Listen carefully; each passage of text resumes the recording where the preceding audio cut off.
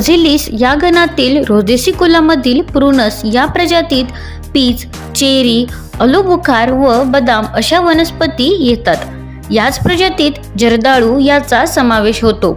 या वृक्षाच्या फळालाही जर्दाळू म्हणतात। भारतातील वनस्पतीचे शास्त्रीय नाव प्रुनस आर्मोनियाका आहे।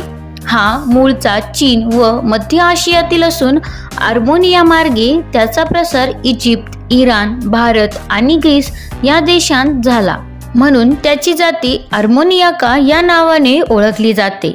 भारतात काश्मीर व हिमाचल प्रदेशात खास करून हा वृक्ष आढळतो। ॲप्रिकॉट या नावाने प्रुनस प्रजातीतील आणखी 3 जाती ओळखल्या जातात। Prunus mume, Prunus sibirica, Prunus ब्रिग्राटिना।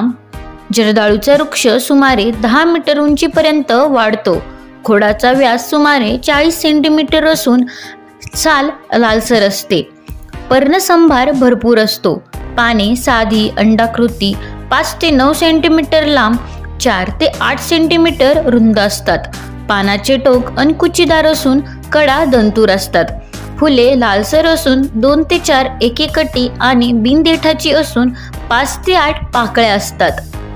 फळे आठळीयुक्त व आकाराने मोठ्या आवळ्या एवढी असून सुरुवातीला पिवळी असतात व पिकल्यानंतर शेंद्री होतात। फळांत लालसर व गोड मगज असून तो खाद्य आहे। फळावर एका बाजूने जाड कंगोरा असतो। फळाप्रमाणे बियांवर देखील कंगोरे असतात। जर्दाळूच्या फळांना भरपूर मागणी असते।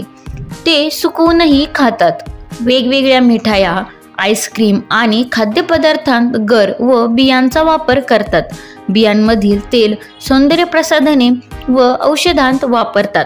तेल काढून उरलेली पेंड इंधन व खत म्हणून वापरतात।